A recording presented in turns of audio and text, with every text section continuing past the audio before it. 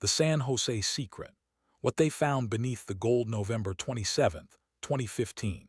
A research vessel operated by the Colombian government locates the wreck of the San Jose Galleon 2,000 feet below the Caribbean Sea, 8 miles off the coast of Cartagena. The announcement comes weeks later, in December 2015. Colombian President Juan Manuel Santos declares it the most valuable treasure ever found in the history of humanity. A ship which sank in 1708 carrying what's estimated to be $17 billion in gold, silver, and emeralds has been discovered after 307 years. But there's something strange about the announcement. President Santos doesn't show photographs of Shipwreck, doesn't display artifacts, doesn't provide coordinates or detailed information about the discovery. Just a brief statement: we found it, it's real. Now begins the legal battle over who owns it, and then silence. For 9 years, Colombia has refused to fully disclose what's in the wreck. They've released a few heavily edited photographs showing cannons, pottery, coins, enough to prove they found something. Not enough to show what that something actually is. The legal battles continue. Spain claims ownership. It was a Spanish ship. Indigenous groups in Bolivia claim ownership. The treasure was stolen from their ancestors. An American salvage company claims ownership. They say they found it first in 1981. Colombia claims ownership. It's in Colombian waters. Billions of dollars hang in the balance. National pride, historical significance, the greatest treasure find in history. But there's another reason Colombia won't reveal what's in the wreck. A reason that has nothing to do with money or legal disputes or national heritage. Something else was on the San Jose when it sank. Something the Spanish crown was transporting in absolute secrecy. Something that 3 centuries underwater hasn't destroyed. Something that the Colombian government discovered in 2015 and immediately classified at the highest levels of security. This is the story of the San Jose. Not the treasure everyone knows about, but the cargo nobody talks about. The secret that's worth more than gold and far more dangerous. The San Jose was a 64-gun galleon, flagship of the Spanish treasure fleet, carrying the accumulated wealth of Spain's South American colonies back to Europe. It departed from Portobelo, Panama in May 1708, loaded with gold bars, silver coins, emeralds from Muso, and other precious cargo. The official manifest listed 116 chests of emeralds, 30 tons of gold, and an estimated 200 tons of silver coins and bars. In today's currency, approximately $17 billion. But Spanish colonial records, examined by historians over the past century, contain hints of something else aboard the San Jose. References in cryptic language, mentions of the king's private cargo that was not for record or disclosure, instructions to the ship's captain to guard a particular sealed chamber with your life and the lives of your crew. One document discovered in 1998 in the archive of the Indies in Seville is a letter from the Viceroy of New Granada, Colonial Colombia, to King Philip V of Spain, dated April 1708. Your Majesty, the items you requested have been secured according to your precise instructions.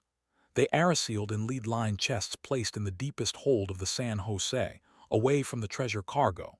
The indigenous priests who prepared them have been silenced, as you commanded. No man aboard the ship knows the contents of these chests except the captain, who carries your sealed orders to be opened only upon arrival in Spain. Pray these items will provide your Majesty with the power you seek, but I confess, I am glad they will be far from my shores. There is something about them that troubles the soul. What were these items? What could be more valuable to the Spanish king than 30 tons of gold? What required indigenous priests to prepare, and then required those priests to be killed to protect the secret? The letter provides one more clue. The number is 3, as you specified. No more, no fewer. God have mercy on us all. 3 of something. 3 items important enough to kill for. 3 items that troubled the soul of a Spanish viceroy who routinely oversaw the extraction of billions in wealth from enslaved and indigenous peoples. On June 8, 1708, the San Jose was engaged by British warships under Commodore Charles Wager. Britain and Spain were at war, the War of Spanish Succession, and British forces had been hunting Spanish treasure ships. The battle was brief. Around 7:00 p.m. in failing light, British cannon struck the San José's powder magazine. The explosion was massive. Witnesses reported seeing the flash from 15 miles away. The ship sank in minutes, taking 600 crew members and all its cargo to the bottom of the Caribbean. Only 11 crew members survived. They were picked up by British ships and interrogated about the San José's cargo. The interrogation records, held in British naval archives, are revealing. The survivors confirmed the ship carried massive amounts of gold and silver, but they also mentioned something else. From the testimony of Sailing Master Antonio de Leyva, June 10, 1708, the captain kept guards posted at the deepest hold, day and night. No man was permitted to enter except the captain himself. We were told the hold contained special cargo for the king, but we knew not what. The night before we sailed from Portobello, I saw them loading 3 large chests into that hold. They were made of lead, very heavy. It took 8 men to carry each one. The men who brought them to the ship were not Spanish. They appeared to be indigenous priests, dressed in ceremonial garments, carrying staffs with strange symbols. I heard the captain arguing with these priests. They seemed reluctant to give him the chests. One priest said, "I remember this clearly. You take responsibility for their keeping. We wash our hands of this. May God and the old gods forgive us all." After the chests were loaded, the captain had the hold sealed with chains and locks. He carried the only key, and those indigenous priests, I saw them marched away by Spanish soldiers. I do not believe they saw another sunrise. British couldn't access the wreck. It was too deep for 18th century diving technology. They salvaged nothing. The San José and its secrets remained on the ocean floor for 307 years. The search for the San José became an obsession for treasure hunters in the 20th century. The $17 billion treasure was the ultimate prize. Dozens of expeditions searched the waters off Cartagena, using increasingly sophisticated technology. In 1981, a company called Sea Search Armada claimed to have found the wreck. They provided coordinates to the Colombian government, expecting to negotiate a salvage agreement. Colombia investigated, found nothing at those coordinates, and denied Sea Search Armada's claim. This led to decades of legal disputes. Sea Search Armada insisted they'd found it. Colombia insisted they hadn't. The case dragged through courts. Then in 2015, Colombia announced they'd found the San José, in a different location from Sea Search Armada's coordinates. Using technology Sea Search Armada didn't have in 1981, the discovery was made by the Colombian Institute of Anthropology and History, ICANH, working with an undisclosed international partner, later revealed to be the Woods Hole Oceanographic Institution. But here's where the story gets strange. Woods Hole is one of the world's premier oceanographic research institutions. They have cutting-edge deep-sea exploration technology. They've located famous wrecks, including the Titanic, but they're scientists, not treasure hunters. What was Woods Hole doing searching for a Spanish treasure regalian? The answer, according to leaked emails from 2016, is that they weren't searching for treasure. They were searching for something else.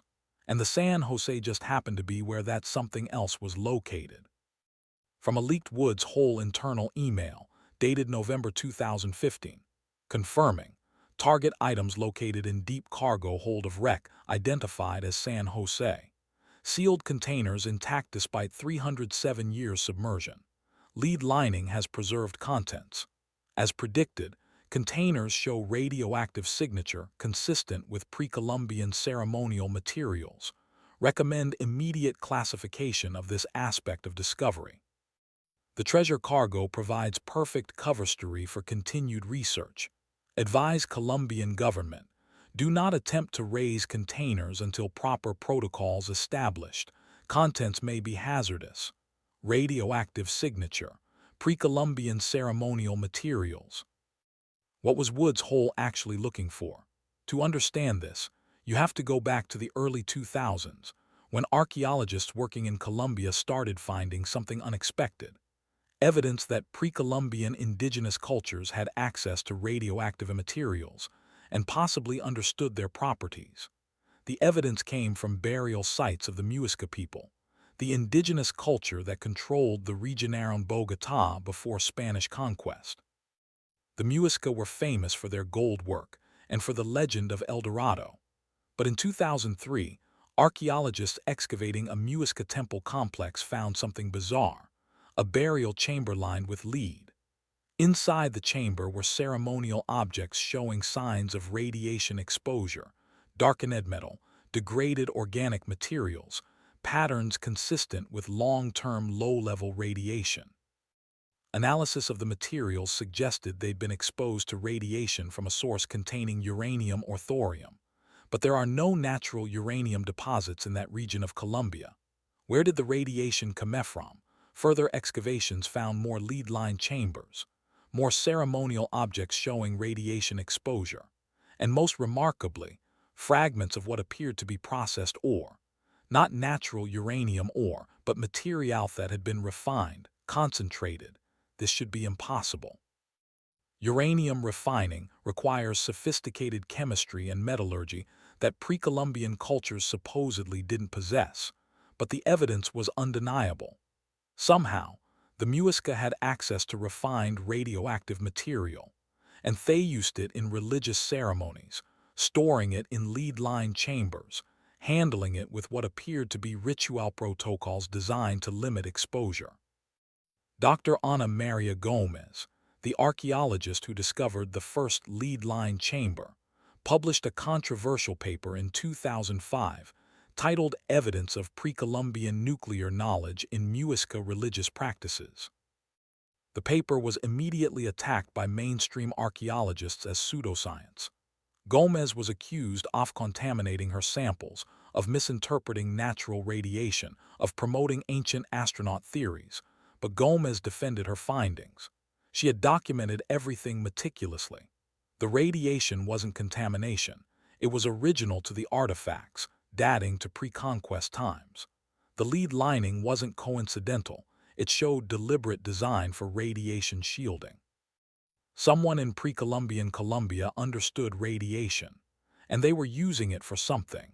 When the Spanish conquered the Muisca in the 1530s, they encountered indigenous priests who possessed what the Spanish described as sacred stones that glowed in darkness and caused sickness to those who touched them unworthily. Spanish chronicler Pedro Cieza de Leon wrote in 1553, "The devil had taught these people certain arts that allowed them to work with cursed materials that burned without fire and caused mysterious ailments. When we attempted to seize these materials for the crown, Mana soldiers fell ill with strange sicknesses, hair falling out, sores that would not heal, fevers that came and went. Indigenous priests warned us that these materials were gifts from the sky gods and should only be handled by those who knew the proper rituals. We scoffed at their pagan superstition, but after 3 soldiers died from their proximity to these glowing stones, we began to take their warnings seriously. This sounds like radiation sickness. The symptoms, hair loss, lesions, fever, match acute radiation exposure. The Spanish eventually seized these sacred stones from the indigenous priests.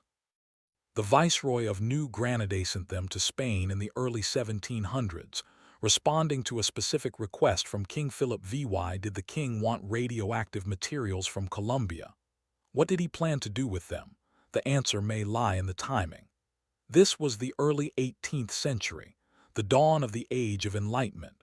European monarchs were fascinated by science, alchemy, natural philosophy. They employed court scholars to study strange phenomena, to seek the philosopher's stone, to unlock nature's secrets. King Philip V, in particular, was obsessed with finding sources of power that would restore Spain's declining empire. He invested heavily in alchemical research, in the search for methods to transmute base metals into gold, in anything that might give Spain an advantage over rival powers. If the king learned about indigenous materials that glowed, that caused sickness, that were treated as sources of power, he would want them desperately, so he ordered the viceroy to send them, sealed in lead, guarded absolutely, on the most valuable ship in the treasure fleet where their presence would be hidden among the gold, 3 containers, 3 ceremonial objects, 3 sources of pre-Columbian radioactive material heading for Spain. They never arrived. The San José sank with all its cargo, gold, silver, emeralds, and 3 lead-line chests containing something far stranger and potentially far more valuable. Fast forward to 2015. The Colombian government and Woods Hole are searching for the San José. They located the wreck using advanced sonar and deep-sea robots, but they're not just looking for treasure. They're looking for those 3 containers, because Dr. Ana Maria Gomez's research had gotten someone's attention. After her 2005 paper was published and then dismissed by mainstream archaeology, Gomez continued her research privately. She found more evidence of pre-Columbian nuclear knowledge, more lead-line chambers, more radioactive artifacts, and she found references in Spanish colonial documents to those 3 containers sent on the San José. She pieced together what they might contain: refined radioactive materials, possibly uranium or thorium compounds, prepared by Muisca priests for ceremonial use. Gomez presented her findings to the Colombian government in 2013. She argued that if these materials still existed, they represented both a historical treasure, proof of advanced pre-Columbian science, and a potential hazard: radioactive materials stored in deteriorating containers 2,000 feet underwater. The government took her seriously enough to authorize a search. Not a treasure hunt, a scientific mission to locate and secure radioactive materials before they leaked into the Caribbean ecosystem. Woods Hole was brought in because they had the technology and expertise for deep-sea hazardous material recovery. They found the San José in November 2015, and when they examined the wreck with radiation detectors, they found exactly what Gomez predicted: radioactive signatures coming from the deepest cargo hold. 3 sources, sealed in lead containers that had survived 307 years underwater. The containers were intact. The lead hadn't corroded. The seals hadn't broken. Whatever was inside was still there, still radioactive, still waiting. The Colombian government immediately classified the radioactive findings. The public announcement focused entirely on the treasure: gold, silver, emeralds, billions of dollars in colonial wealth. But behind closed doors, a different conversation was happening. What exactly was in those containers? How radioactive were they? What would happen if they were brought to the surface? And most importantly, what did pre-Columbian indigenous people know about radioactive materials that allowed them to refine and use them ceremonially? A secret research program was established. Colombian scientists, with assistance from international experts in nuclear materials and archaeology, began studying the wreck remotely using robots and radiation detectors. Their findings, leaked in fragments over the past few years, are extraordinary. The 3 containers are made of lead approximately 3 inches thick. The craftsmanship is sophisticated. The lead is alloyed with other metals to increase durability, and the seals use a technique similar to modern radiation shielding.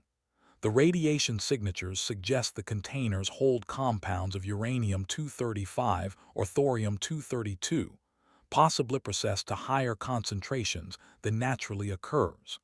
This means someone refined them, extracted and concentrated the radioactive isotopes. Most remarkably, analysis of the radiation patterns suggests the materials inside are arranged in specific geometric configurations.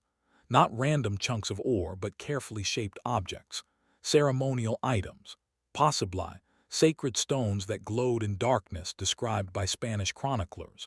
But here's what's truly unsettling: the radiation levels should be much higher than they are. Has a half-life of 700 million years. Has a half-life of 14 billion years. After only 300 years underwater, the radiation should be essentially unchanged from 1708 levels. But it's weaker, significantly weaker, as if something is absorbing or dampening the radiation, as if the containers are designed not just to shield radiation from escaping, but to contain it in some more active way. This suggests a level of understanding about radioactive materials that shouldn't exist in pre-Columbian America or in 18th century Spain. or frankly, anywhere before the 20th century. In 2018, the Colombian government quietly attempted to raise one of the containers. This was done in complete secrecy.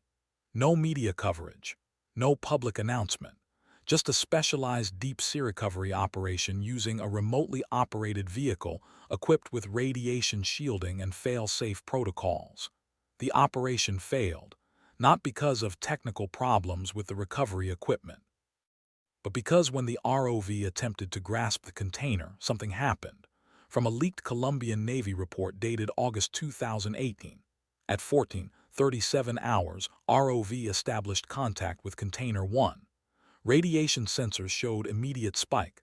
Levels increased 300% above baseline measurements.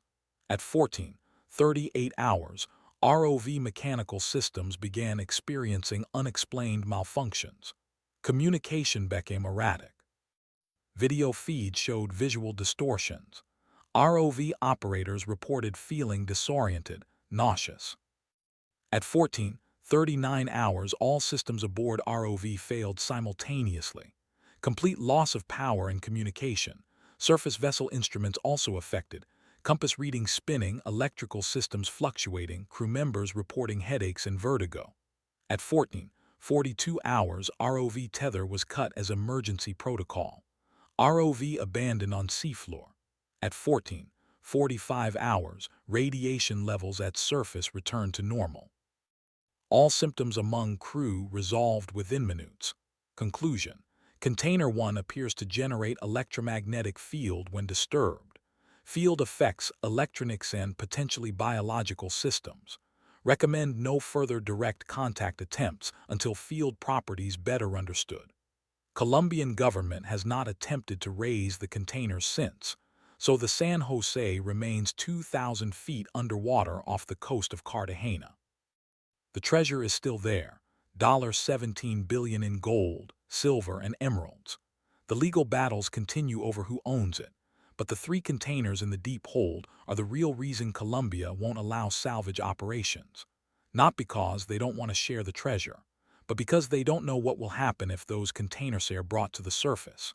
The official position is that the San José is a historical site that must be preserved intact, that removing artifacts would be cultural vandalism, that the wreck should remain undisturbed as an underwater museum.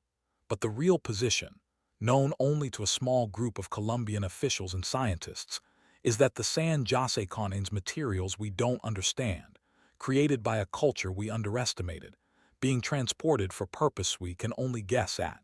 Pre-Columbian people somehow learned to identify, refine, and ritually use radioactive materials. They understood enough about radiation to design sophisticated lead shielding.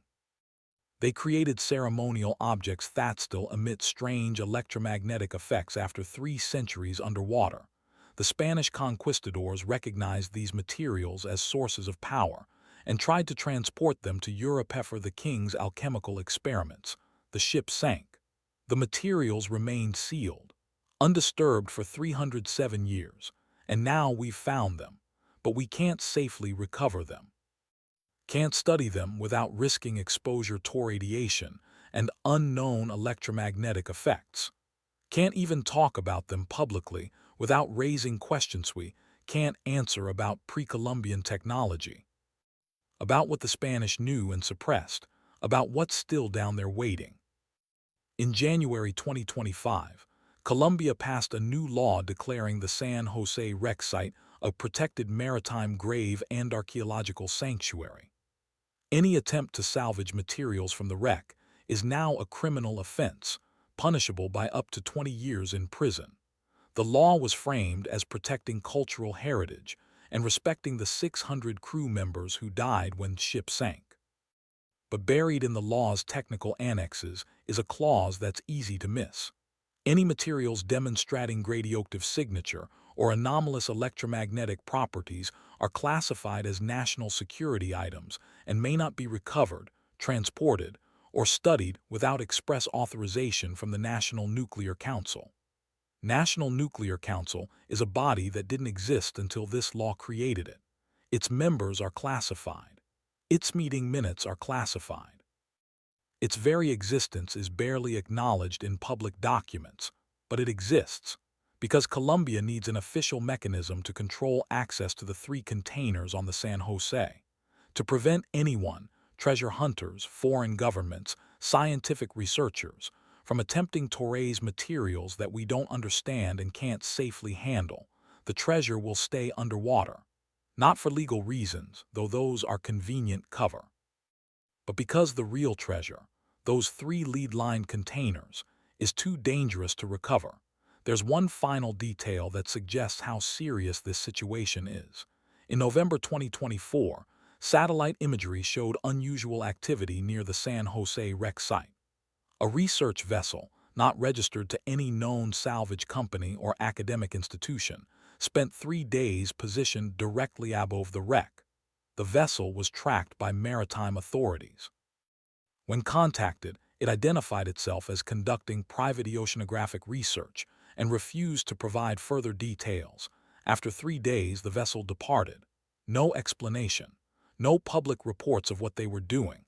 But 2 weeks later, radiation monitoring stations in Cartagena detected a brief spike in background radiation levels. The spike lasted approximately 15 minutes, then returned to normal. The Colombian Navy investigated. They found no source for the radiation spike. No industrial accident, no medical isotope shipment, no explanation, except for one possibility. The unidentified research vessel had attempted to scan or interact with the containers in the San José, and whatever they did had triggered the same effect that destroyed the ROV in 2018, a burst-off radiation and electromagnetic disturbance. Who was operating that vessel? What were they trying to do? Did they know about the containers, or were they just searching for treasure and accidentally triggered something they didn't expect? The Colombian government isn't saying. They've increased security around the wreck site, naval patrols, constant monitoring. Anyone approaching within 5 miles is intercepted and turned away. The official explanation, protecting the archaeological site from looters. The real explanation, protecting the world from whatever those 3 containers hold. The San José lies on the seafloor, slowly corroding. The gold will last millennia. Gold doesn't rust or decay. The silver will eventually dissolve. The emeralds will remain, but those 3 lead-line containers, how long will the lead last? How long before the seals fail, before the containers breach, before whatever's inside is exposed to seawater? And what happens then? Does the radiation leak into the Caribbean ecosystem? Do the ceremonial objects corrode, releasing materials we don't understand? Does the strange electromagnetic effect spread? Nobody knows, because we've never dealt with anything like this before. Radioactive materials created by pre-Columbian indigenous science, sealed in containers designed with knowledge that shouldn't have existed, transported by Spanish conquistadors for alchemical experiments, lost for 3 centuries, and now rediscovered but impossible to safely recover. The San José is called the Holy Grail of Shipwrecks because of its treasure. But the real Holy Grail is those 3 containers, 3 items that could rewrite our understanding of pre-Columbian science.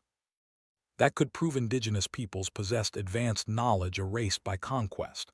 That could explain how cultures without written language or metal tools somehow understood radioactivity. But we can't study them, can't recover them, can barely acknowledge they exist, so they remain, 2,000 feet down, sealed in lead, emitting radiation and strange effects we don't understand, the greatest treasure ever found, and the greatest secret still hidden. The Colombian government will never allow full salvage of the San José. The legal battles will continue forever, which is perfect. They provide cover for the real reason the wreck must remain undisturbed. Billions in gold will stay underwater, not because of legal disputes or archaeological preservation, but because $17 billion is a small price to pay to keep those 3 containers exactly where they are, sealed, submerged, safe, or as safe as something we don't understand can ever be.